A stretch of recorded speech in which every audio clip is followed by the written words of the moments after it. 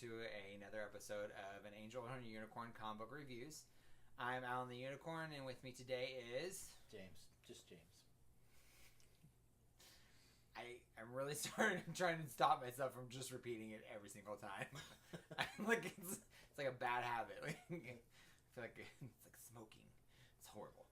We will be spoiling the books for the week. So if you haven't read your books, you may want to take a moment to pause the video, read your books, and then come back and let us talk and have the conversation. Or we will gladly just spoil them for you for the remainder of the show.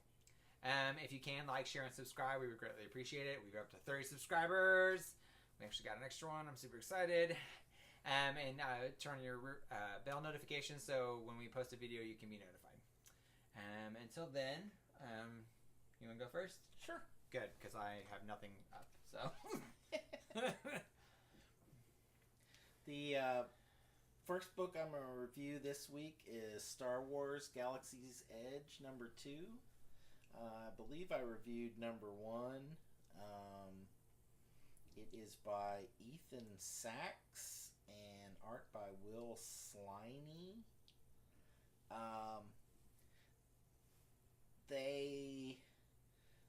It's kind of an ongoing, almost an anthology. There's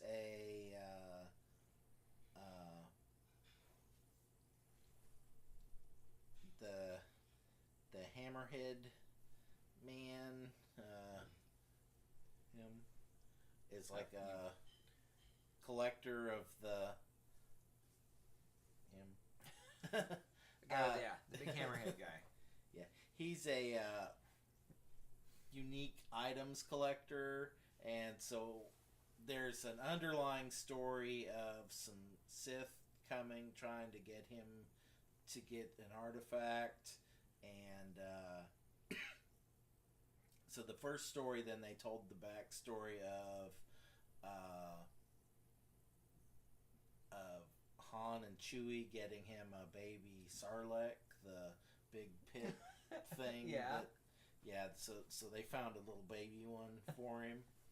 And so then this one, the Sith are wanting him to find some artifact that excuse me, and they didn't show what the artifact was. That was the so this week they're looking for a former Jedi's lightsaber, so then they tell the story of how it was excuse me, Greedo, the one that Han shot first. Always. In how he went and obtained this lightsaber.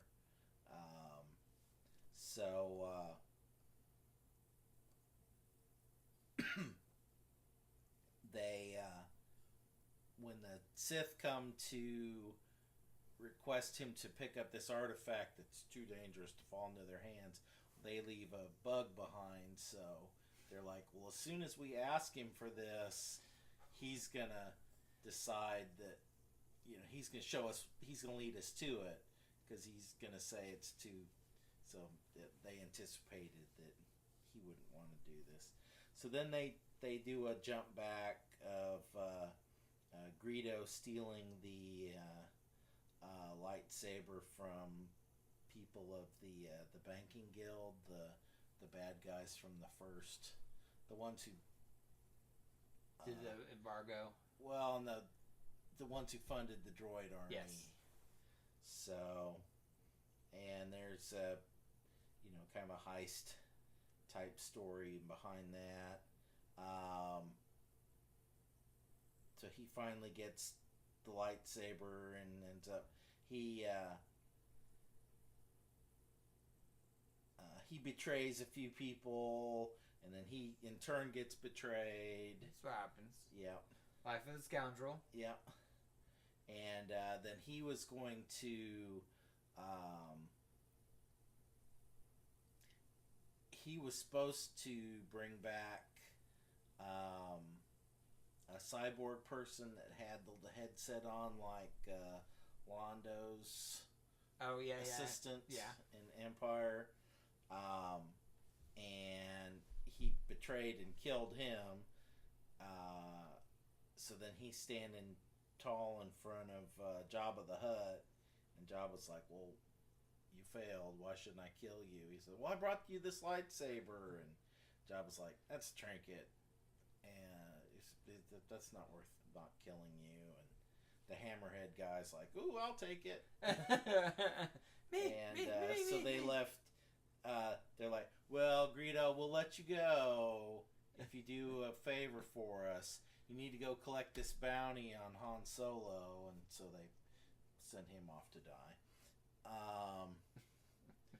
And then this time they reveal, the Hammerhead guy reveals that the item that the Sith wanted, the First Order wanted an old Sith relic that the Hammerhead guy's got hidden away. And he's like, well, if the Sith are after it, it's not safe, so we need to move it. And the Sith people are watching on their bug going, now we'll know where it is. So.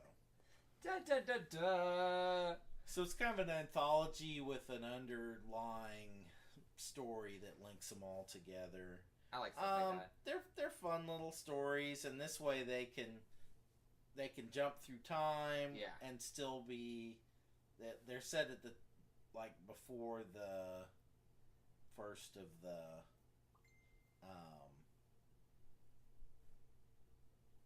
new movies, the 7th movie. Yeah. So, but they're just fun little stories. It's a decent art. Art's actually pretty good. I like it.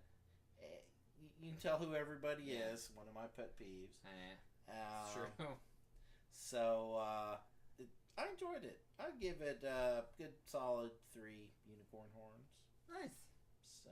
Yeah, and if you're a Star Wars fan, you probably like it a little more. Kind of adds a little bit more to the world. I can understand that. So I'm gonna do Road of Bones, IDW. Rich Doak is the writer, and Alex Cormack is the art and colors in the cover. So he's got a lot of duties in this one. I've heard of Cormack. I don't know if that's the same Cormack. I don't know for sure. He was big in animation. I feel like the art is similar to a style I've seen before. I just can't place my finger on what book it was that he did. It kind of looks like a Sink, the comic book Sink, S-I-N-K, that we read. It kind of reminds me a lot of that. So this is the Russia in the 50s, and it is a concentration camp of sorts, and they are. There's one particular guy that he is kind of part of the kitchen. He's on the hard labor, so he's working. They end up killing one of these guys, and he starts digging he buries the guy for the soldiers, and then he ends up getting food. Well, you're only allowed, depending on how much production you've made with your shift, is where you get in line for food. And so if you're the very end, then obviously you don't get as much.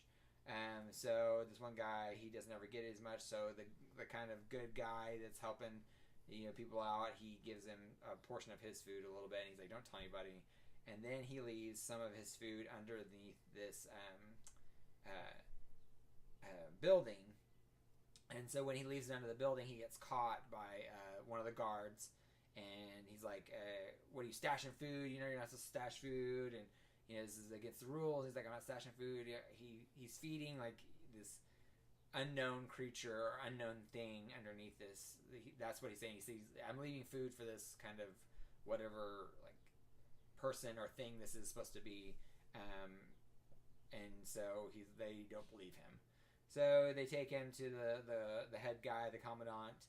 And he starts going over stuff, and they beat him, and he's basically asking him questions like, "What did you do? What have you done? How'd you get here?" And he's like, "I was wrongly accused," and so they beat him, and he's like, "Why are you here?" And he's like, "Well, I did this," and then they beat him again. And he's like, "Why are you here?" And he goes, "Because I did this," and he's like, it's like kind of they're trying to rope him into everything. So they end up putting him on, instead of killing him, they end up putting him on double duty and also kitchen duty and so all this other stuff that he's supposed to do. So this other guy kind of befriends him, tries to help him out a little bit, and sees that he's been beat up, and he's kind of like the head prison guy. He's over a lot of the mob or the group of the kind of people that run the prison a little bit. Like one of them, it's kind of like have you ever seen this show Oz? You know, there's all the different little groups, and he's over the head of one of the big groups. So he brings in the guy, this guy's kind of the good character, and he starts kind of grooming him and being part of the group. And they make an escape plan, so they start stashing food, and they end up causing this riot, and when this riot happens, they escape. There's 3 of them, and it's the big boss guy, this other guy, he's kind of like is the second commandish, and then the good guy that they have kind of taken under the wing. So they escape, and the prison guards are like, should we shoot him? And they're like, no, don't shoot him, because then we have to figure it all out and all this stuff. He goes, but if we just let them go, they'll get hungry, they'll go to one of the towns, they'll get arrested, and they'll bring them right back to us, and then we can beat them and put them back to work. He goes, because if we kill them, then we have to find somebody else to do their work, and guess who ends up doing their work? It's us. So he's like, we're not going to shoot him. So they make it up into the mountains, and they're like, why didn't they kill us? And they kind of start to alluding to the 2 guys are kind of alluding to not having enough food, and they almost make it sound like the reason they brought the other guy for a snack. Yep. Like that's the way they make it out. I'm like, but it doesn't happen, so I'm not for sure if that's the way it was supposed to be, but that's kind of what they make it sound to be. Is like, they're like, he's like, how are we gonna have enough food to get to the mountains? And he looks at his second buddy. He's like, we got enough food. And he's like, don't worry, we brought some with us.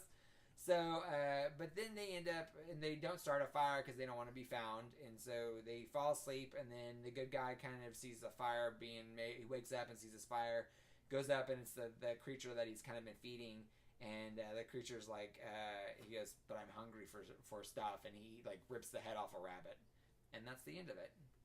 It's called what again? Something Bones. Hang on, let me make sure I say it right. Road of Bones.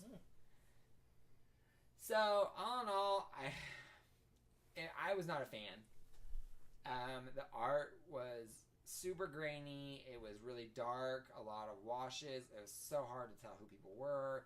I couldn't tell anything. Like it took me a while. Like occasionally they would like one the good guy kind of had like this black eye, so that's kind of how I discerned him. The other guy had tattoos, so occasionally they would show his tattoos, and I'm like, oh, okay, that's who. So, but overall, it was very difficult to see who was who was talking, and what they. Everything was just so dark, and so that was really hard for me. So I didn't really care for the art at all. And then the story itself, it seemed very slow, or like I guess there wasn't.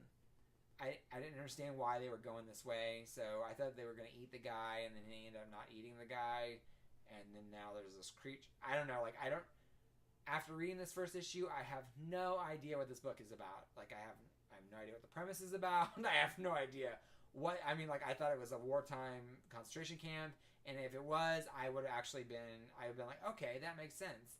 But then they bring in this other guy that's like eating things, and that was no idea what this is supposed to be. I don't know if it's supposed to be a supernatural book. I don't know if it's supposed to be like a wartime book, or like I have no idea. So that was another thing that I feel like, especially with your first issue, you should be at least set up a premise to know what the books is going to be about. Like, what am I getting into? Am I going to, do I want to read more? And unfortunately, this did none of that for me. So I was not a fan of the book. Once I got done, I wasn't mad. Like, it wasn't like, oh, that's like, 5 minutes of my life wasted. I was very neutral, and just I don't want to pick up the next one. It doesn't make me want to pick it up at all. So yeah, I'd say 1 out of 5 unicorn horns. Again, like it's just not there. The art was really difficult, and you had your chance. Yeah, yeah. I mean, you could just give me something. Like you did give me that little hook at the very end where it brought but I haven't. That all was all left field, and I had. By the time I've read the whole book, I don't care by now. It's like I don't know anything. So I just maybe if it would pace better, Who knows? Maybe it's probably gonna be like one of those big award-winning books that are like, everybody loves The Road to Bones. It's so great. It's twists and turns and soon to be a major motion. But as for me, it was just not there. So I'm curious to see what people will say about it. So if you're bored and you want to check it out, or you sounds like it might be something you're up your alley, go for it. But for me, it was just not there. So sadly. All right. So my next book is Star Trek: The Q Conflict, number 4. I think I reviewed number 1. It's oh yeah. The Q are having a conflict with some of the other super powerful alien races, and it's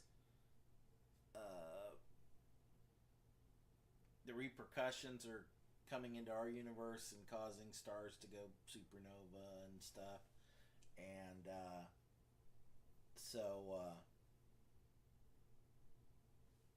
when Picard complained about this and said that I thought you guys were more advanced, Q called him out and basically said, well, we're going to let a contest amongst Starfleet officers decide who wins this thing. And so it was Q and Trelane, the Squire of Gothos, the Metrons, and the Organians. And so they each one pick a captain, Kirk, Picard, Sisko, and Janeway, and then they split the crew amongst all the various teams, and then they keep giving them. It's kind of like fantasy football, but for Star Trek. Yep, it's Star Trek fantasy football. I'm in. So they the books 2 and 3 were some of the contests that they were given. So and then there's kind of a underlying thing of the various groups trying to figure out how to turn the tables on Q and get the better of him. As they normally do. They're playing along, and each one trying to win the contest as they go. So, for the contest in this book, I mean, they're just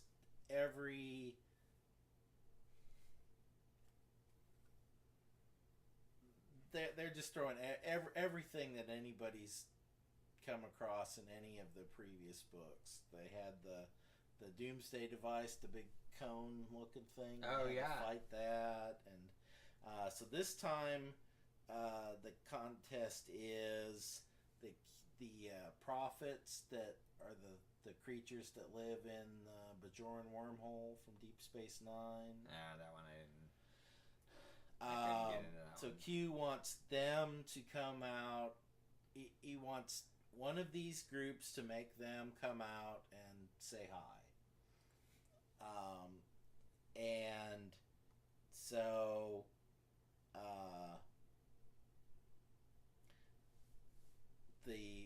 one of the groups is gonna shoot tachyons into the wormhole, and one of the groups is Sisko is connected to these prophets somehow, so he's gonna use his connection and try to reach out to them, and Kira's gonna use a Bajoran artifact and try to talk to them, and Kirk's like, screw it, let's just go in.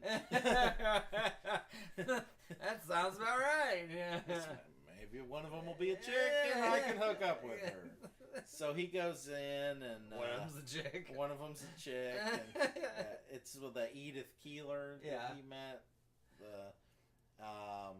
So he meets these people, and so they come out and they're like, so Q, you wanted to talk to us? And so they start having it out with Q, and reality is paying the consequences. Is paying the consequences. And then at the end, there's these two characters that I don't recognize. There's someone from the original books that I don't know exactly who these people are supposed to be, but I'm assuming they're another of the many cosmic powered people that Star Trek is introduced along the way. So it's in the first book, it was an interesting premise that it's starting to get a little old. I mean, they're through every trope they can.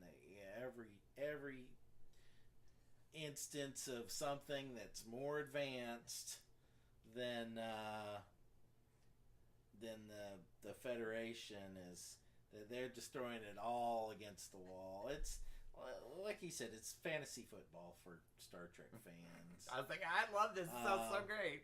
Yeah, the teams that they have picked out, one of them's got Spock and Seven of Nine and Geordi, and then the Captain Janeway's team has no androids, no Vulcans, no superpower, anybody with extra powers. I'm like, well, she's toast. Yeah. But she's got Riker, and Riker keeps pulling Rikerness out of his rear. So it's just a fun little book. Oh, it is written by Scott and David Tipton, and the pencils are by Sylvia Califano. Which the art looks really neat. And the inks are by Elisabetta D'Amico. There you go. And IDW publishes it. So they've currently got the Star Trek rights. And just a fun little book.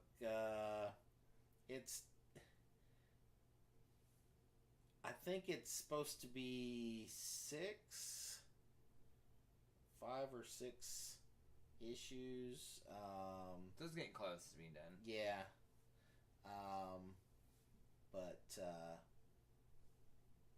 And I'm sure there'll be a big twist at the end. So. What a twist! Yeah. I'll give it 3 unicorn horns. If you're in Star Trek. Yeah. It looks like fun. Like, yeah. I'm like, that looks like a fun book. That sounds like that's probably like something I would love to see, because that's one of the things you always think about when you watch some of the older series. You're like, man, if they would have had so they would have had this would have been over in like 10 minutes. They figured that out in their episode in less than 5. So yeah, I'm gonna do Sync, which is one that we were talking about just a few minutes ago. It is by Comics Tribe. And the story is by John Lees, and art is by Alex Cormack. Is that the guy? Okay. So there you go. I knew we'd heard of him. So apparently I'm on Alex Cormack. You look sort of like Sync. Well, yeah. There's a reason. Who knew? Apparently I knew and didn't even know it. I'm so smart, I outsmarted myself. There we go. So this apparently is... We're all weak, folks. Comedy gold. Tippy waitress, try the veal. So this is part 2 of a part 2 series, apparently. I did not read the other one. I missed it somewhere. So Sync is one of the books that we also do a comic book club in Jenny's honor. And we meet once a month, and there's 4 of us in there right now, and we each pick a book each month. One of the books that we have read in the past was Sync, and it's more of a horror anthology with an underlying story around it. And so I was one that really, really liked it. It was Terry's pick, and I really liked it, so I actually kept it going. Some of us didn't. Well, one of the underlying, themes or desires of book club is to get us to read things that are outside of our wheelhouse, and something might Yeah. stick along the way, and obviously it worked. It did. Good job, I'm Terry. definitely a lot more of a superhero, team book, woman power kind of person. You'd have never read this on your own. Not even and remotely. Now you found out you liked This it. is a horror book, horror thriller kind of book, and it's got scary clowns. None of that sounds like fun. Scary clown. Not fun at all. So none of that would be something that I read. So this book club was kind of something that's the reason why we did it. So this is anyways. Good job, Jenny. I know she brought us all together again, and so with this I kept going with it, but apparently I missed one. So this is part 2 of that book. So I don't know what happened in the last issue, but in this one it starts off with there is a lockdown. This building is locked down, and there's a guy trying to kill this family. Well, he goes, I'm going to kill you and your daughters. It's his dad and his daughters, or I'm going to kill the woman and her kids. And so he goes, eeny, meeny, miny, mo, and he picks the woman with the kids and busts in and kind of find out that this is the house of, and this is the family of a character from previous books, the fox, Mr. Diggs. It doesn't. This isn't gonna end well. No. So Mr. Diggs comes in and chops his head off with this shovel, and you find out that this is his family, and they're like, the wife is like, "Why did you start wearing the mask again?" He goes, "I'm doing it to protect our family." So, and I think they might be of Muslim descent. She's in a Ajib. Yep. And so I'm not for sure. They never show his face still, and they never kind of quite explain exactly what's going on with this. But anyway, so he's trying to save his family. He tries to get the other family to come out, and they're like, "We don't want to leave. We're just gonna stay here." And he goes, "This is not good. We need to stick together. You need to come with us. We're gonna take the stairs." They've locked down the elevators, and he's like, "No, I'm not doing it." So then it cuts to in the basement. There is a lady with all these different colors, war paint on her. And she is like, she's talking to these group of people that she's got gathered there, and she's like, "So we can do this one. I can just start killing you, or you can just fight back, or whatever." So this person runs at her, and like she just throws this like knife right into him, and she's like, "So apparently somebody wants to fight back. Anybody else?" And so then she pulls out a sword, and they cut away from that. So she's gonna kick some booty. She's not a nice person. So it cuts back to Mr. Digg, and he's trying to get his family out. Well, he encounters and you find out that there's four assassins, or 4 mercenaries, and so the one guy he's already killed, so he's down to 3. And so he encounters the second one, which is like this Thor guy. He's got like this big giant Thor Viking helmet. He's got this big giant mallet or sledgehammer. So he hits Mr. Diggs, and they fight. They fall over the railing, and they're just trying to, he's trying to survive. But while he's fighting this Viking guy, this other guy with the big giant butcher knife comes in and tries to kill Mr. Digg. So Mr. Digg dispatches both of them because Mr. Digg's a badass. He's awesome.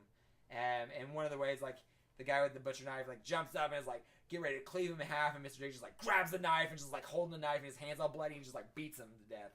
And I love it. It's like Mr. Digg don't mess around, man.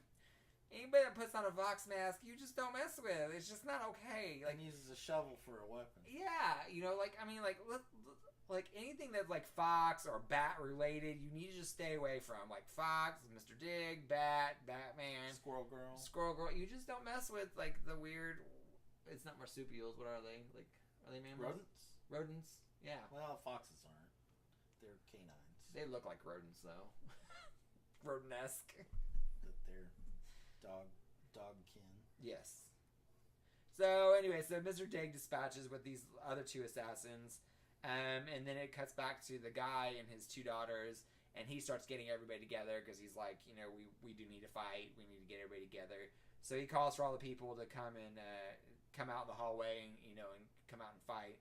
Mr. Digg gets to the 3rd level, and they got one more level to go, or 2nd level, and they get one more to go, but it's on fire. So they start funneling him to a different area of the building, and he comes into contact with this room full of dead bodies, which is where the lady was, all the people that she killed. And then she, all of a sudden, he gets an arrow in his side, and she busts out from all these dead bodies because she's been covering herself up in these dead bodies. And so they start to fight. and she starts telling her story about how she was, these particular people did this to her, and she fought for her family and fought for her life, and they gave her this, they offered her this job, and that's why she's doing this now. Is she's just like, it kind of broke me, and so now I'm crazy. So now she's like, why don't you join us? And he's like, no.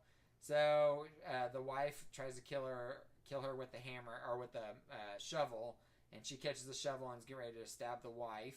But the neighbor, the one with the two daughters, he ended up stabs the lady, and all the people that had been hiding come out, and they start beating the lady. So they kill her, and the fox is escaping.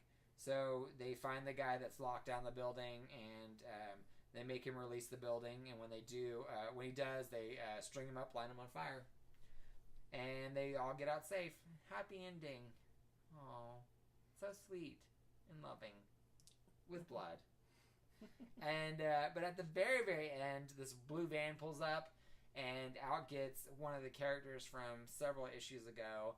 It was one of the clowns. They kidnap this woman, and they try to turn her into a clown, and she escapes.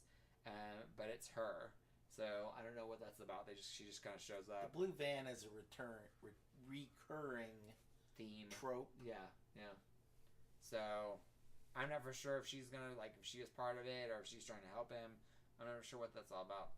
But it is a really fun book to read. I really like Sync. I don't think you liked that one though, did you? It wasn't my cup of tea, but like, it's not. I mean, it's not pretty. There's nothing pretty about it. Like, it's messy and it's gross and it's horror. Yeah, they have a little they have like a little one-shot story that's like one page, and it's this guy. It's these three boys, and they're kind of peer pressuring this kid to do the Scottish version of Ding Dong Ditch, where you go knock on somebody's door and you run out. And so he goes and he knocks on the door, and when he knocks on the door, all of a sudden, like, the bottom of the floor drops out, and he falls into this pit, and this guy comes out, and he's like, all right, guys, get my fork ready. We got dinner. It's like, and the boys are like, you're welcome. Like, yes, daddy. And so that was kind of messed up. I was a little disturbed by that. But overall, I really like this book. Surprisingly, I really like this book. Because the art, and for some reason the art in this book actually works. I can tell the characters. It's not, I don't know if it's just not as dark, or if they just don't do as many ink washes, or what it is about this particular story. Maybe it lends itself more to this genre. I'm not for sure what it is, but I actually really enjoy his art in this book. It works well with this kind of stuff. So I really like this one. So 4 out of 5 unicorn horns. If you're not a horror fan or a thriller fan, it may not be for you. It may be a little bit too much because there are lots of clowns, but I feel like the author does a good way of balancing the horridness of all the events with some kind of quote unquote happy part, like Mr. Dig. Like, Mr. Dig's like, he's kind of a superhero-ish, but he kills people and just like mutilates them, and is like, well, it's good, like Punisher. Like, if Punisher, actually was able to kill people in Marvel. So I really like this one. But. Okay. Yeah. All right, last one. My last one is Doctor Strange 14. I was hoping you would read this. It is by Barry Kitson and Mark Waid, and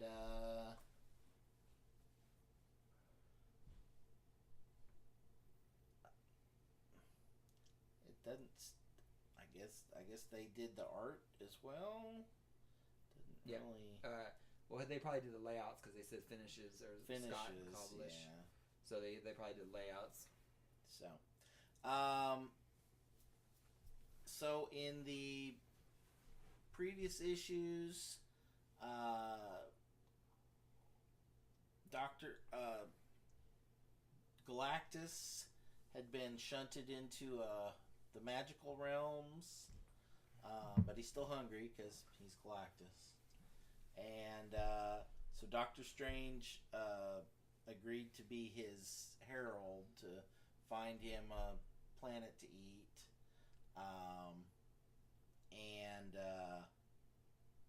So in this this one starts with him. He looks all over, asks various denizens of the magical realm.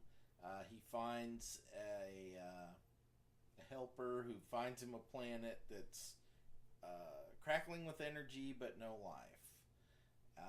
So then he's gonna haul ass back to Galactus to bring him here before Galactus does something stupid. Sounds about right. Yeah. Along the way, he's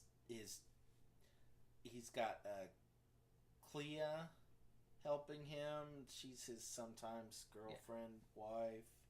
And then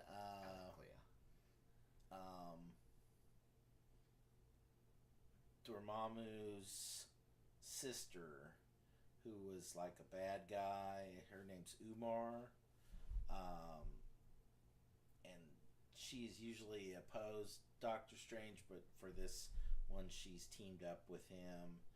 They're trying to get a coalition together of magic users with enough power to send Galactus back into the world, the regular world. So, Doctor Strange comes back to Galactus, says, "I found a planet for you." Well, when they try to come this time, the way is much more fraught with peril. They keep having to fight their way through. Doctor Strange got through relatively unscathed the first time. It's like something is holding us back. So they're having to fight their way through. Eventually, even Galactus has to try to join the fight. Meanwhile, Umar has met with little success in getting this coalition together. Then you see Dormammu watching Galactus's progress, and he's like, with enough prior planning, anything can be turned to my advantage. So finally, Galactus gets to the planet, but he's expended so much energy, he's ravenous by this time. So Doctor Strange is like, we don't know exactly what's going to happen. Go slow. And Galactus is like, you're beneath me. Don't tell me what to do. You're not the boss of me. So he goes fast, and it goes horribly wrong because it's a comic book. It goes so wrong that Ghost Dog, who's a character back home, who's a glowing green basset hound, that's so cute. Realizes something's wrong. The Watchers realize something's wrong. As Galactus is eating away this energy, he becomes transformed into a Galactus Dormammu. Magilactus. Glamour. Yeah. And like his helmet now has more curvy line. He's got like mystical symbols and stuff on him instead of like before. He's all glowy, and he announces that Dormammu is his new herald. So Doctor Strange is like, okay, this is 10 pounds of bad in a 3-pound sack, and how did you let this happen? So meanwhile, Clea and Umar have realized since Dormammu's not clever enough to put all this big plan together, the only person clever and deceitful enough to put all this together was Mephisto. So they confront him. Mephisto's like, you fell into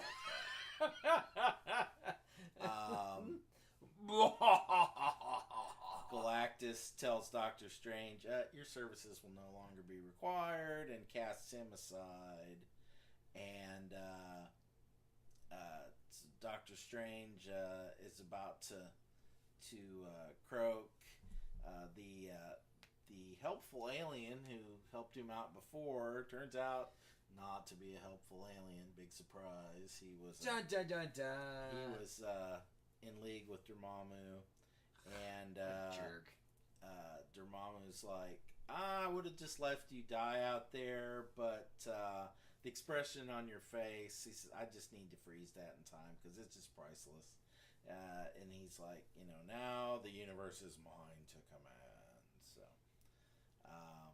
and then That's pretty cool. The cover for the next issue they're showing is Galactus with a Dormammu face. So. Dormammu's. So that was quick little read. It'll be interesting to see what direction it's going. It's kind of fun. Yeah, the cosmic Doctor Strange. Yeah. Well, I feel like they've got they got some really fun casts. Like I feel like they're using a lot of his old characters that he's had for a long time. It's kind of fun. Also, Mystic Galactus looks pretty cool. The art looked really good too. So, what would you rate it? I give it 3.5 unicorn horns. Okay, it's not bad. Middle of the road. Yeah. So the last one I'm going to do is a War of the Realms tie-in by Marvel. It's Strikeforce, The Land of the Giants, written by Tom Taylor and pencils by George Molino. So I've actually, obviously most people hate the tie-ins, which I get, I totally understand. But this one I actually kind of enjoy. I've enjoyed the War of the Realms kind of stuff. Malekith has brought in all these other people to invade. And so they've broken up into these small teams to kind of do different tasks. And so this one is Captain America. It's kind of the viewpoint of Spider-Man, but Captain America comes and offers him to come help save Thor. So they go and he asks how Cap got there, and he's like, I flew on one of the Valkyries' horses. The Valkyries are dead, but they still want to service and help us with this war. So they've been transport. So he jumps on and he's like, "Are you just gonna swing there?" And Spider-Man's like, and then next thing you know, he's riding on the back of the horse with Captain America. He's super excited. So there's a lot of little comedy points in here because it's Spider-Man. He's got a lot of quips and silly one-liners, so it's got a little bit of a comedy in it. It's fun. So they talk about how the group that they got together, why they need them, and it's Wolverine, Luke Cage, and Iron Fist, and Captain America, Spider-Man, and so they all go and they end up getting into the Asgardian armory, and Captain America's like, pick a weapon. He goes, they're all pretty well labeled. And so Iron Fist is like, the twin swords of Sprague, all in Jotunheim fear their edge. And so Luke Cage is like, the hammer of rock, giants crack like eggs beneath its blows. And he goes, so it's just little funny little things that they've got little plates on them, tell them what weapon is. So I think it's kind of funny. So then Spider-Man's looking for his, and so he just gets this shield, and Wolverine, being a jerk, puts this giant helmet on, and he's like, here, take this. He goes, it's a magic helm. And Spider-Man's like, what does it do? He's like, I don't know. So he's just being a jerk and it looks silly. So Daredevil is taking over the cosmic power of Heimdall. So he teleports them to, I think it's Jotunheim. Is that the Ice Giants one? Yes. Okay. He teleports them all to Jotunheim. They're all on the back of Valkyries. The guy who can't see is taking on the powers of the guy who can see everything. Right. Yeah. Exactly. And he's kind of going a little crazy. I could see that one coming. Oh, the dad jokes are strong today. Well done, James. Well done. So they are all flying, and they're all, him-hawing around, doing stuff, trying to find Thor, and they're like, Wolverine, use your hunting skills. And Wolverine's like, I don't need them because there's a big giant trail of blood I can follow. Which that's pretty much the voice I feel like Wolverine should be saying because I hate him. He's the worst. He's like a redneck. He's probably not. Just don't like him. So, anyways, so they're going along, and then all of a sudden, Spider-Man calls his horse Buttercup, and so Wolverine's like, you named your horse? And he's like, yeah. He goes, you didn't name yours? He goes, what's your horse's name? He goes, horse. It's funny. It's silly stuff. all of a sudden, there's the big giant spear pierces Luke Cage's horse, and Luke Cage falls to the ground. Spider-Man gets knocked off his horse, and he uses his webs to kind of swing around and fly back on. But they encounter the giants, and so they all go and they start killing their giants, using their weapons and doing the thing that they do and being superheroes. So they end up... eventually, they find out that all the horses are dead except for one, which Buttercup's the only one that lives. And Spider-Man realizes that he can talk to Buttercup, or that Buttercup can talk, and she ends up being the queen of the horses of the Pegasus. And so she does this. She bows, and she's sending their spirits back to wherever they're going. And so Spider-Man's trying to be really honorable about it. And he's like, I'm sorry. She goes, I'm Queen Arcturus. Where's that? Arcturus, ACARC. Arcturus. I'm Queen Arcturus. And he goes, I didn't know you had a name. He goes, I'm sorry. And she goes, I like Buttercup too. That was nice. So it was really sweet. But then it cuts to everybody else, and it's Spider-Man talking horse, nay, nay, nay, nay. So you kind of find out the helmet that Wolverine put on his head just to be stupid ends up being this helmet that lets him talk to horses. So, and they're like, oh, okay. So they end up finding Thor, who's lost his mind, and he's in this berserker rage. And so they're the Wolverine goes, the only thing that's going to help him get past his berserker rage is to get stop the thing that he's going mad about, which he's crazy about, killing these frost giants. So they start helping him kill all the frost giants, and then Thor kind of calms down, but Buttercup ends up dying. So Spider-Man helps say their goodbyes. He buries Buttercup, and then they go back to Midgard. So that's the I know. It's really sad. It's Buttercup, no! I know. It couldn't all be fun and games though. But honestly, I like these little tie-ins. They I can definitely see why they're not for everybody. I totally understand that. But they are. I feel like these specific tie-ins are really lending themselves to extra story. So the main storyline, they have these little bits and pieces that are kind of left out. It's one get, they send a team to the Dark Realm, and then all of a sudden they're back, and they're oh my God, stuff happened. They're but we got what we needed. And but then they have this tie-in that kind of explains how that happened, why they picked the team, how they got there, how they got back, why they're doing this. And so I kind of enjoy it. It actually adds a little bit more to the story. But you don't have to read them if you don't want to. It is fun to read the extra stuff. I like to download them so I don't have them, cluttering up my collection. But I've really enjoyed these, and so this one is no exception. I actually hate Spider-Man. I hate Wolverine, so I already hate half the cast, anyways. But this one was really lighthearted. It was really cute. They weren't out of character.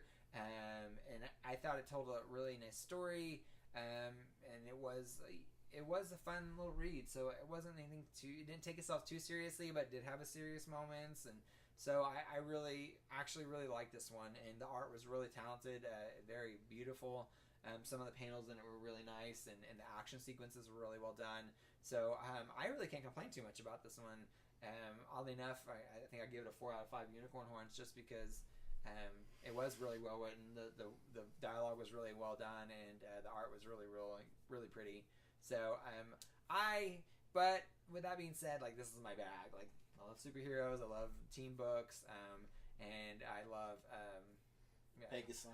Yeah, I mean, who doesn't want a cool Pegasi and talk to horses? Really.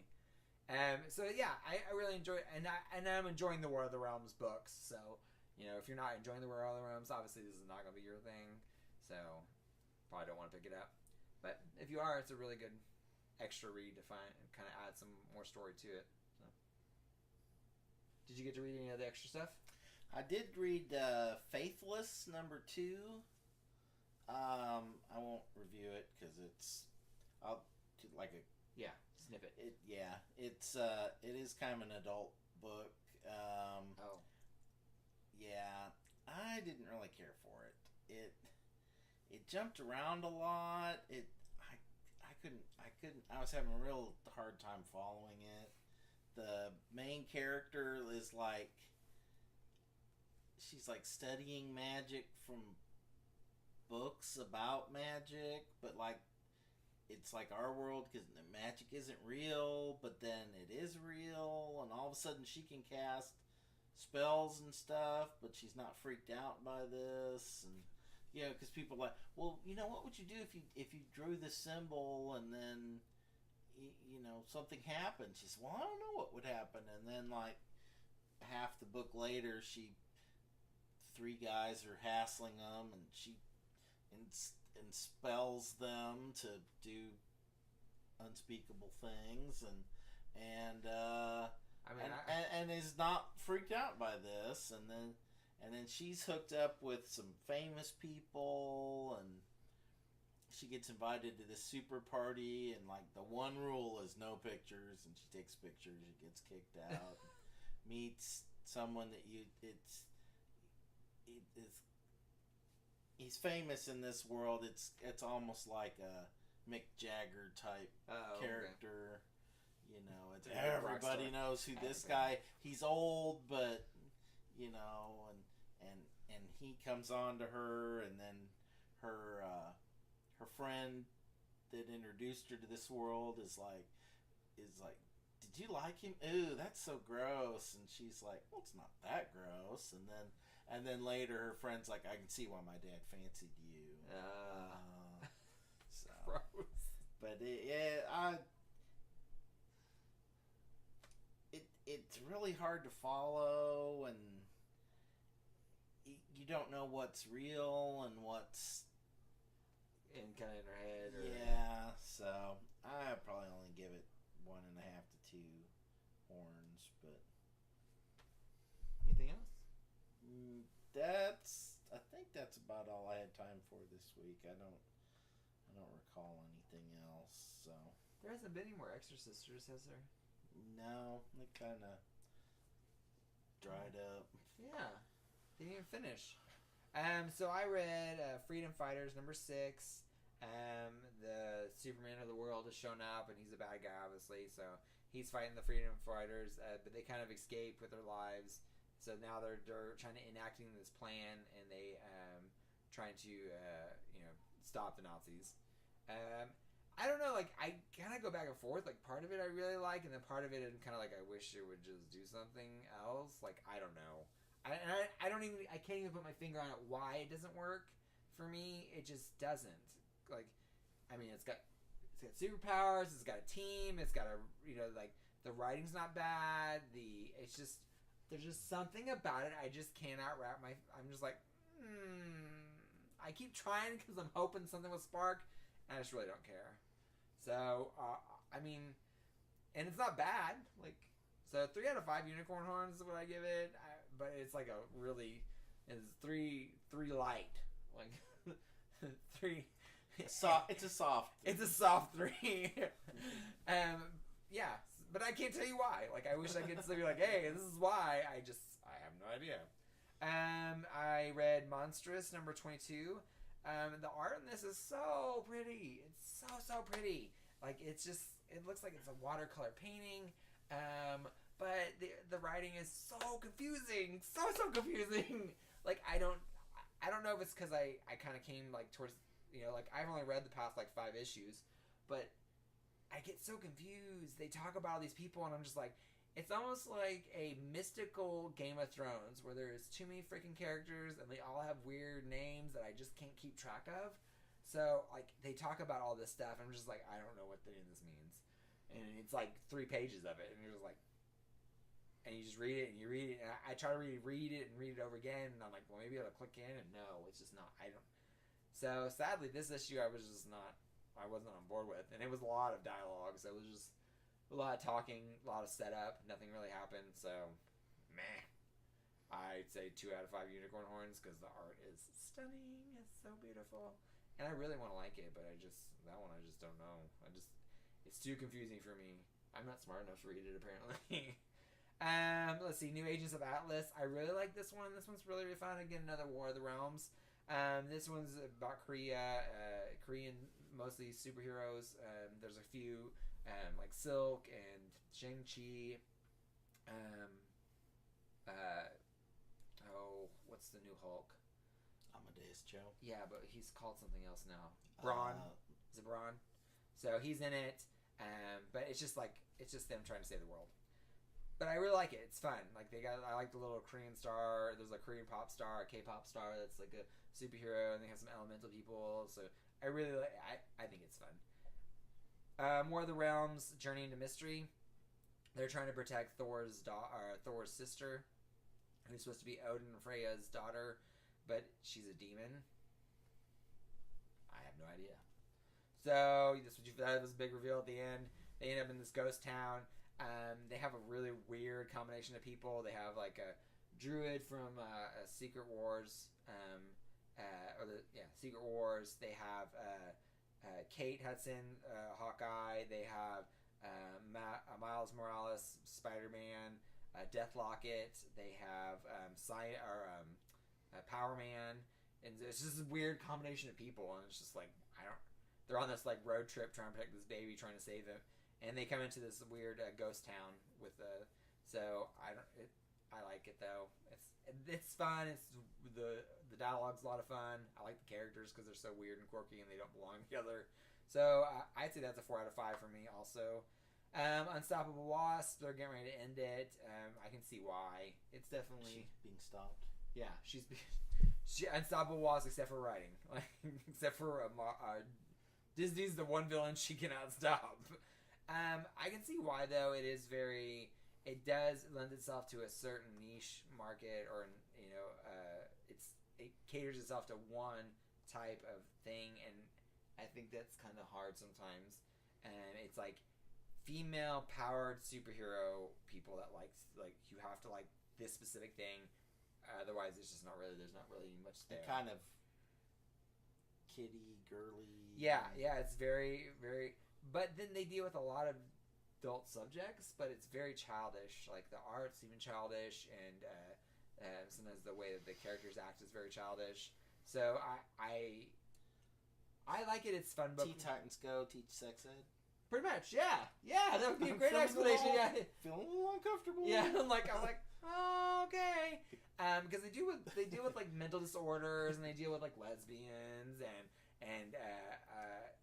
female power and stuff like that. Like, it is a very empowering book for things, but it's just like I don't know. It's an awful idea. It's just horrible. Like I don't think I think the art maybe was a little less childish. Not that it's bad. It's just very Care Prayers present your changing body. It's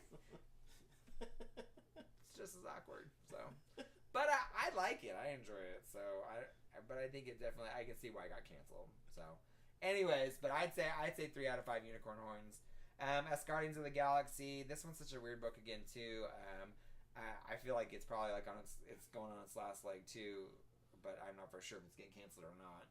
But it deals with more the death of Valkyrie. Valkyrie got killed in War of the Realms, and now this is kind of like the aftermath because she was connected to a human, Annabeth, and so it's kind of about her being split off. It has Clea in it though, so Clea's making appearances everywhere. And then Welcome to Wonderland #4. This is the last book in a series, so I'm not for sure. I kind of came in the last book, and I was definitely like, I didn't quite get all the characters and didn't understand the it's like a bunch of siblings fighting, but I didn't understand. I didn't have enough introduction between them to know who was what, so I got really kind of confused. But so I'm not gonna rate it because I feel like if I read more, maybe I would get it. But this particular issue, I have no idea what's going on. Like, yeah, none. So I would say 2 out of 5 unicorn horns, but I think that's not a fair rating. So yeah, and then I still have all my books for all the week that I need to read, but I haven't gotten that far because I just got busy. So it happens. Yep, it happens. You know this life. So, but thank you for joining us. We hope you enjoy the show. If you can, like, share, and subscribe. We would greatly appreciate it. It's always my goal to get a bigger conversation with more people. And turn on your bell notifications so that you can be notified when we post videos. Usually I try to get them done on Monday. This week I will have 3 videos out. We will have 2 review shows and a book club episode. So either you can join us for the reviews or the book club or both. But if you also, if there's something that you were not reading, please let us know, because I obviously don't have enough to read. So I love to read more and different weird stuff at any time. So thanks for your time, and we hope your pull list is full. Bye.